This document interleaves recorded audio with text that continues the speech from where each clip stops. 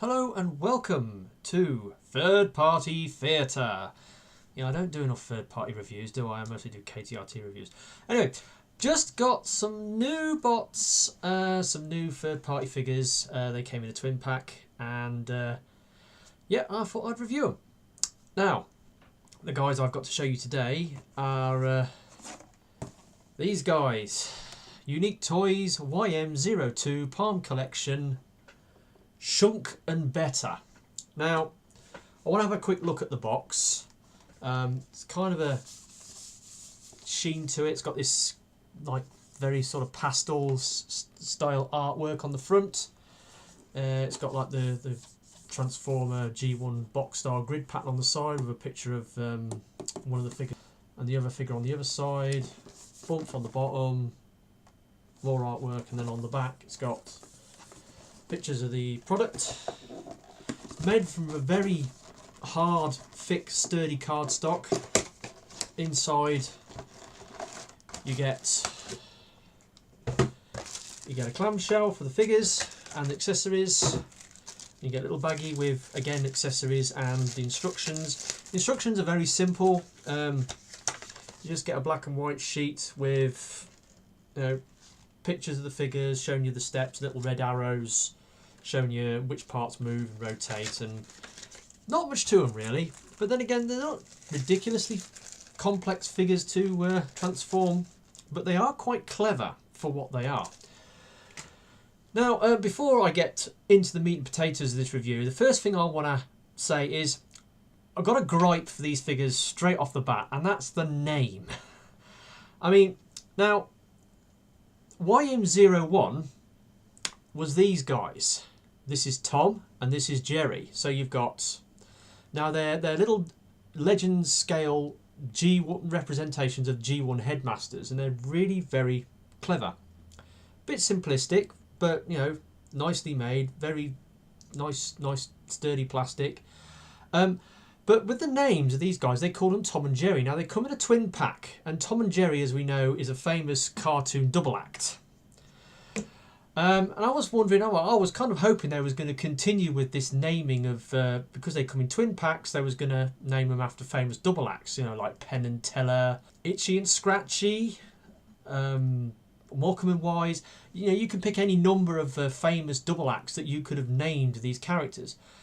But for some reason, they went with the names Schunck and Betta. Now, I was thinking, are they a famous double act? So I looked it up online, and the only thing I could find was references to these very toys. So that they're obviously names they've plucked out of the ether and given to these toys. And they don't make a lot of sense, to be honest. But whatever, that's what they're called, Schunck and Betta. And I'm going to start off this review proper with having a look at, I believe this is Betta. This is their Hardhead homage.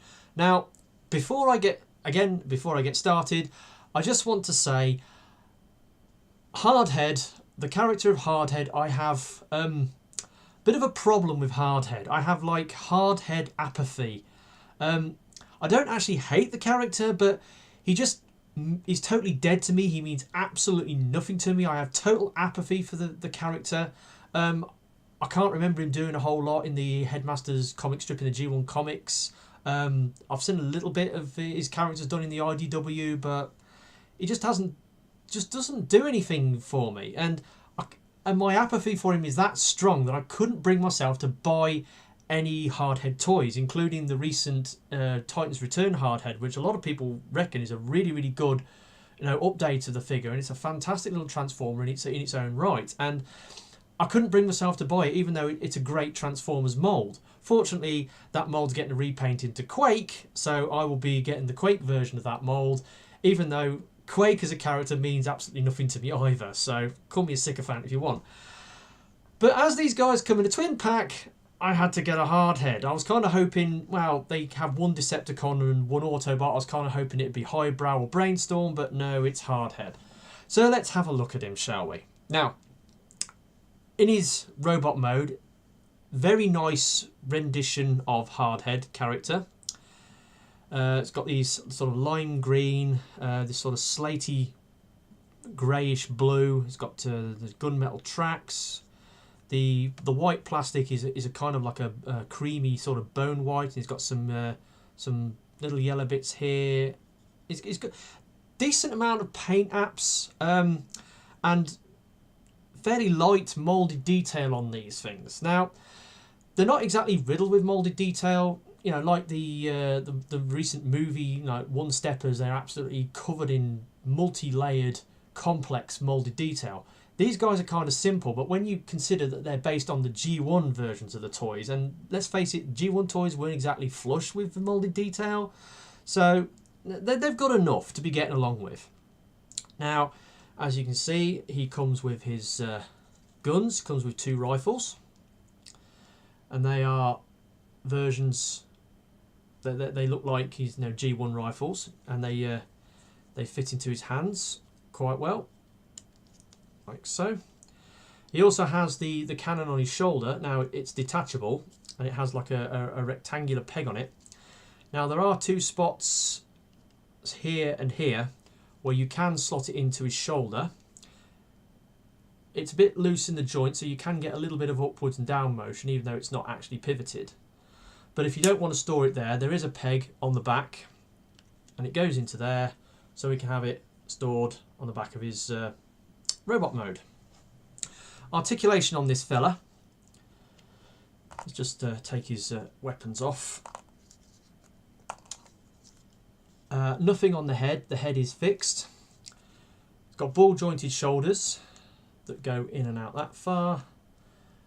They go all the way round. He's got ball jointed elbows which go to 90 degrees. Obviously that then also works as a bicep swivel. Nothing at the wrist. He does have a waist joint, hips, go back, go forwards. You can do a Van Damme. Doesn't have any thigh swivels. Now, the articulation varies from mould to mould on these Palm Collection figures, depending on how they're engineered. This guy has only got pivots for his knees, so as part of the transformation, and as a result, he hasn't got any thigh swivels. Does have knee that goes to 90 degrees, and the foot, no tilts on the ankles, but he has got this hinge on the back of the foot, so you can get like a bit of backwards motion on the foot. So that is that. Decent little figure. Right, so getting around to transformation, I'll have a quick look at the Headmaster. So,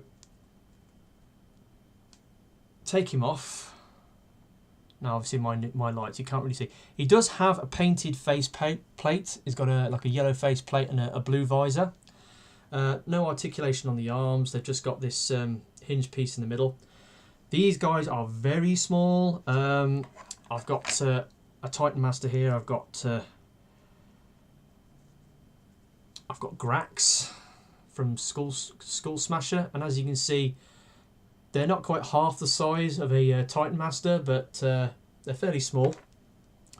Transformation is just simply, you just fold them up. They're double hinged, and the head sculpts are really good. They're really well made, nicely sculpted. He has a yellow faceplate with blue eyes.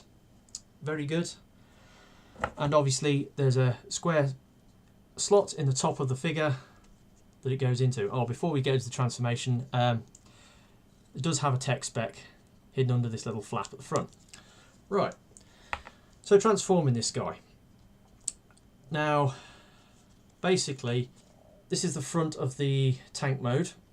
You unclip it and then rotate it around to the front.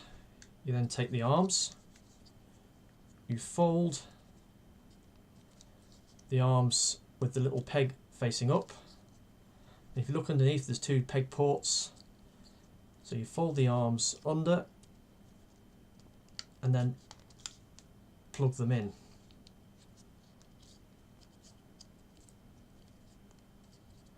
Like so, and that's the front of the tank mode. Now the legs are kind of, well, they're quite interesting the way they transform. So you pull the feet up, and then, well, you then fold the, you fold the leg around,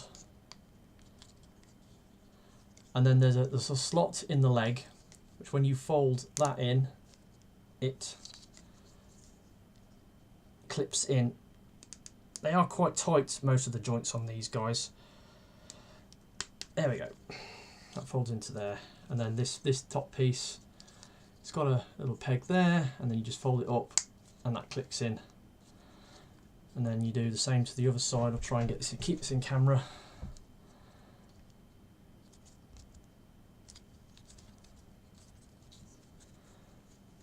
Right, fold that out,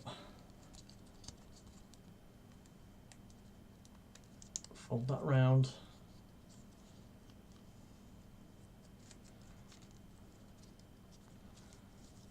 and then clip that in. And then you clip the legs together, and then fold them up, and then finally get the cannon, put it into there. And there we have Hardhead's tank mode.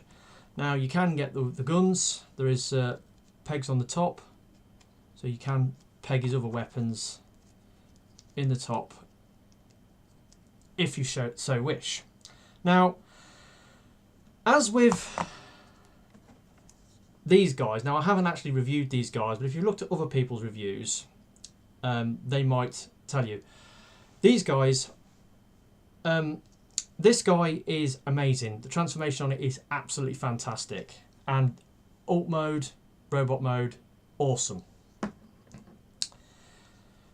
This guy looks great in robot mode, but his vehicle mode is compromised. It's kind of got odd proportions. It's got the arms basically just folded down the side of the vehicle. They're sort of, he's got these big massive pontoons sticking out the side of the car mode.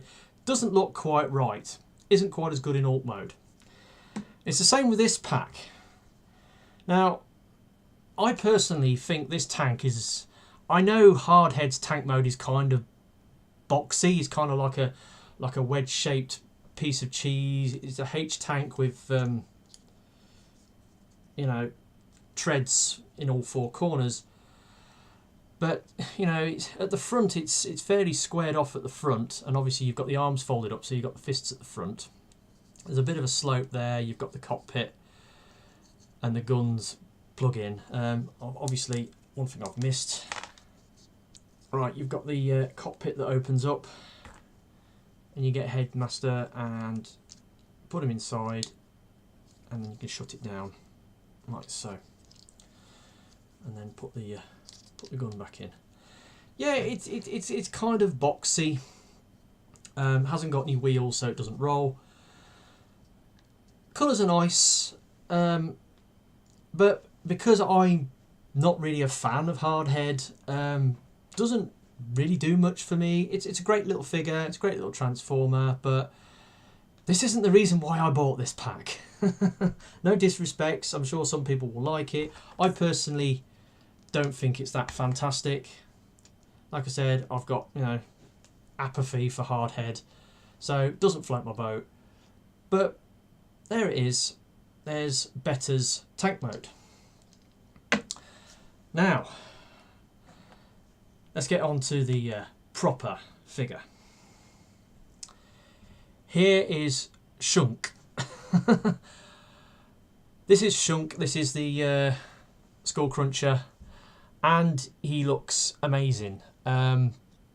Looks fantastic. Obviously, he's got his sword. You can split it in two and have him, you know, like a dual wield, and he comes with a gun.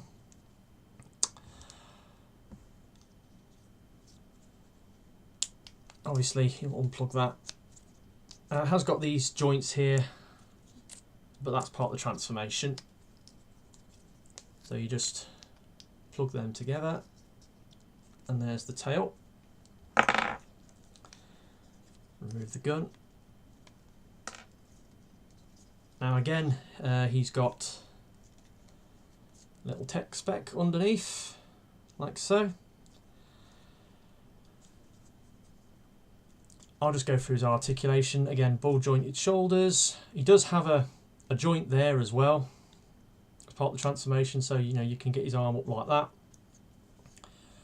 Ball jointed elbows, so that works as a bicep swivel.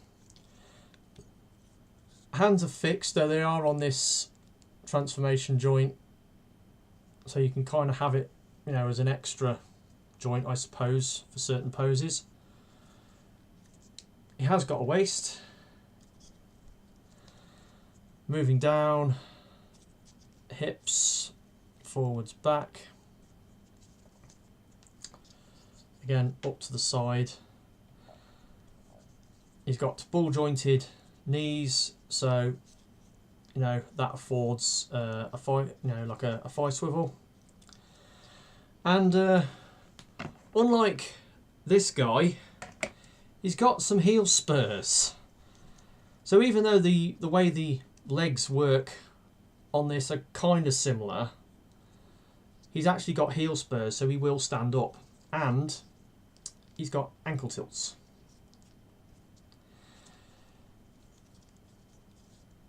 So that is that. Now, in his robot mode, he does have this kind of unsightly butt flap. I suppose you can fold it up like that if you really want to, but then that locks the thigh swivel because it's attached to his waist. So you just have it, you know, hanging down.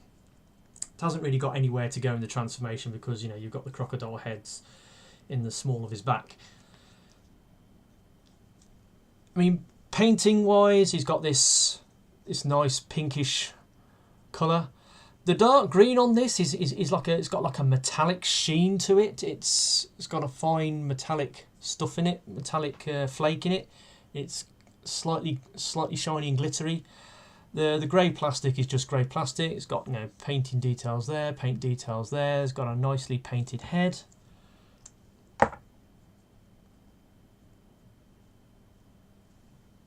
And you can probably see, even though I haven't got a macro, that he has actually got paint on his face. He's got a painted visor and a painted faceplate.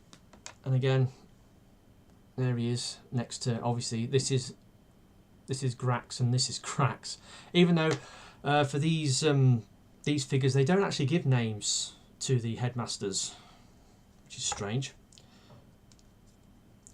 Now, one thing about this, the fact that the head joint is on a square and it doesn't rotate, you can, if you really want to, you can put it in like 90 degrees out to have him looking over to one side or the other. That's an option that you can do. So yeah, he's a fantastic little figure. And a quick size comparison with another figure that I've got. Now you can see there he is next to Combiner Wars Legends Bombshell, and they're a good solid Legend scale. And he's a fantastic little dude. Now, this guy has got a great transformation. Fantastic, very clever transformation. Just like this guy from the previous wave, he's got a fantastic transformation as well. I've only played with this once, so forgive me if I make a hash of this. Obviously, take the headmaster off. Now, he's got a very, very tricky transformation. Let me think now.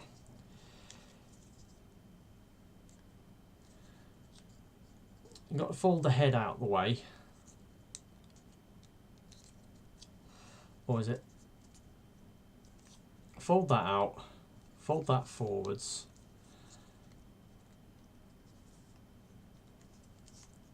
Then you've got to turn this section around the other way.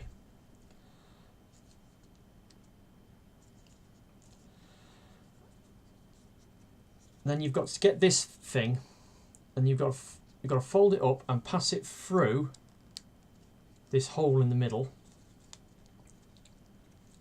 so it comes out the other side. And then you'll notice there's a little peg there, and a peg on there, and you fold it up, and it pegs in, and that then holds that together. Now you do get this void in the middle, which is mostly filled up when you get the shoulders, fold them up so you've got these tabs here, and then inside there's some little ports for them to go into, so you plug them into there. crocodile head, turn it to face upwards, then you get the ball joints, twist them down, and then we've got the front of the crocodile mode. Now the back, twist the waist, that then makes the cockpit, so you get the headmaster and put him in. That's him in the cockpit. And the feet,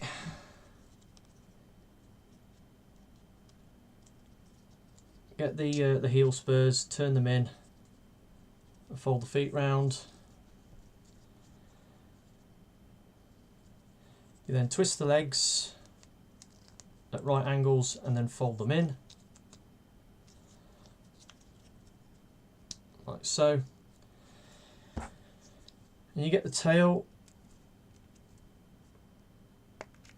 Pull this piece out. There's a slot inside the leg where it slots in, and you shut the legs up around it, like so. And then it's just a case of rearranging the limbs.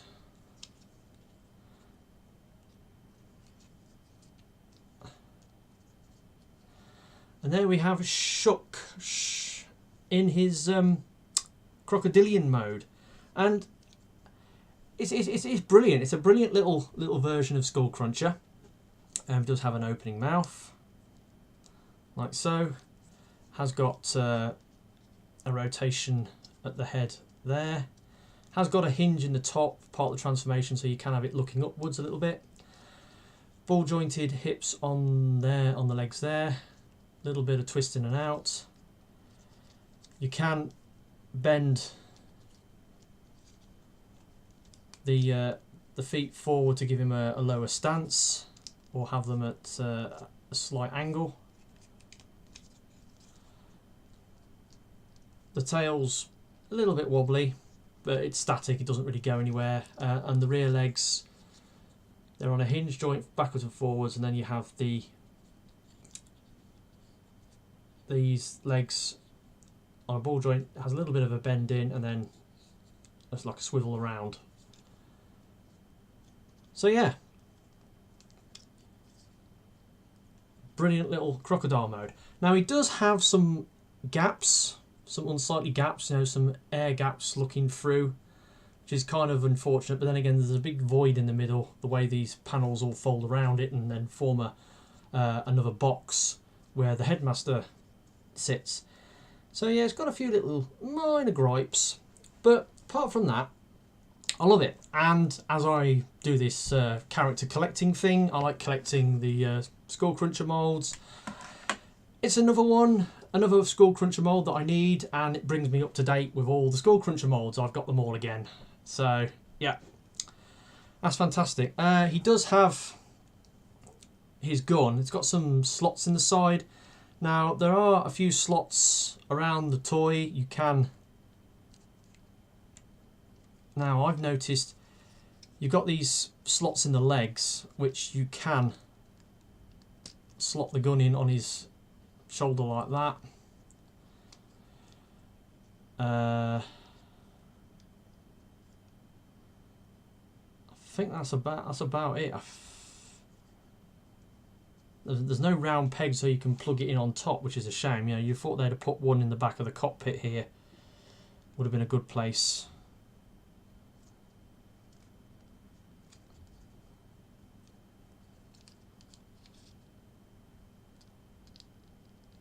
Can sort of fit it in the rear legs as well, if you squeeze it in. So you can put the gun on the crocodile mode if you so wish. So yeah, that's it. That's these two guys,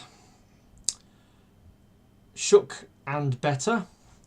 They're fantastic little figures. You can pick them up for around between sort of 35-40 quid, depending on which retail you get them from.